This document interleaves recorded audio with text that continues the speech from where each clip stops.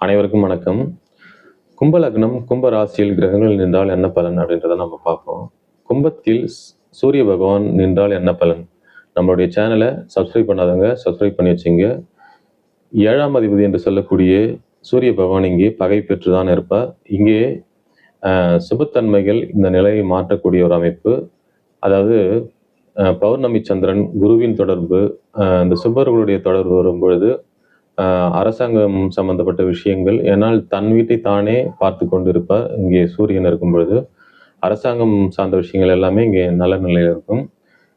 அதன் பிறகு சந்திர பகவான் இங்கே இருக்கலாமா? 6க்குரியவர். ஒரு நிறுவனத்தில் ஒரு வேலை செய்கிறீங்கன்னாக இந்த நிலை நல்ல ஒரு நிலை. ஜாதகருக்கு தொழில் அதாவது வேலை சார்ந்த விஷயங்கள் எல்லாமே நல்ல அமைப்பில் இருக்கும். அதாவது வளர்ப்பறை சந்திரனாக இருக்கும்பொழுது இது மிகப்பெரிய ஒரு நல்ல அமைப்பு. அதன் பிறகு இங்கே செவ்வாய் பகவான் 3க்குரியவர் மற்றும் 10க்குரியவர், ஜீவனாதிபதி அவர்தான்.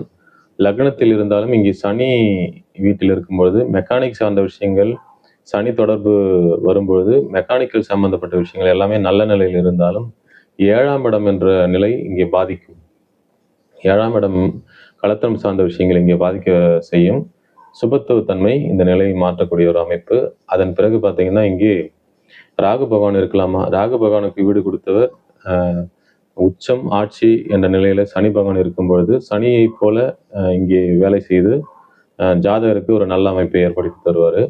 அதன் பிறகு இங்கே குரு பகவான் இருக்கலாமா? கண்டிப்பாக இங்கே இருக்கலாம். லக்னத்தில் தொடர்பு கொள்ளும் பொழுது இங்கே திக்பலம் என்ற நிலையை அடைவார். இது ஒரு நல்ல அமைப்பு. 11ஆம் இடம் லாபம் சார்ந்த விஷயங்கள், தனம் சார்ந்த விஷயங்கள் எல்லாமே இங்கே நல்ல நிலையில தான் இருக்கும்.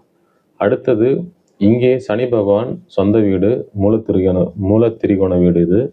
இங்கே இருக்கலாம் கண்டிப்பாக. இருப்பினும் சுப தொடர்பு வர வேண்டும். ஏன்னா 7ஆம் இடம் என்ற நிலையை பாதிக்கும். 3ஆம் இடத்தையும் பார்ப்பாரு. முயற்சிகள் தோல்வி அடையக்கூடிய ஒரு அமைப்பை சனி பகவான் ஏற்படுத்தி தருவார். இருப்பினும் இங்கே சுப தொடர்புகள் இந்த நிலையை மாற்றும். புதன் பகவான் இங்கே இருக்கலாம். புதன் பார்த்தீங்கன்னா இங்கே 5க்குரியவர் மற்றும் 8க்குரியவர். வெளிநாடு சார்ந்த விஷயங்கள், உழைக்காமல் வரக்கூடிய வருமானங்கள், இது எல்லாமே இங்கே நல்ல நிலையில் இருக்கும். அதே மாதிரி புத்திரம் சார்ந்த விஷயங்களும் இங்கே நல்ல நிலையில் இருக்கும். திக்பலத்தில் இருப்பார் புதன். இது ஒரு நல்ல அமைப்பு தான். கேது பகவான் இங்கே இருக்கும்பொழுது வீடு கொடுத்தவர் தொடர்பு கொண்டால் இங்கே சந்நியாச யோகத்தை தான் இது தரக்கூடிய ஒரு அமைப்பு.